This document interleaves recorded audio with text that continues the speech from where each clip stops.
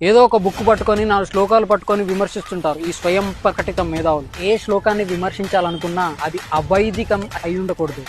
ఆ శ్లోక అనేది వేదాల నుంచి కాంట్రడిక్ట్ అవ్వకూడదు. వేదాలు తెలియాలంటే ముందుగా ఫౌండేషన్ ఆఫ్ సనాతన ధర్మ అంటే ఏంటో తెలియాలి. శృతి, స్మృతి, పురాణం, ఇతిహాసం, ఆగమం, సిద్ధాంతం. అందులో శృతి అంటే 4 వేదాలు: ఋగ్వేదం, యజుర్వేదం, సామవేదం, అధర్వణ వేదం. అందులో ఒక్క వేదం చదువుకోవాలంటే 13 సంవత్సరాలు పడుతుంది. 4 వేదాలు చదువుకోవాలంటే 54 సంవత్సరాలు పడుతుంది నైష్టిక బ్రహ్మచర్యంతో. లేదా దాన్ని సపోర్ట్ చేసే వేదాంగాలు శిక్ష, వ్యాకరణం, ఛందస్సు, నిరుక్త, జ్యోతిష్య, కల్ప అనే 6 వేదాంగాలు తెలిసి ఉండాలి.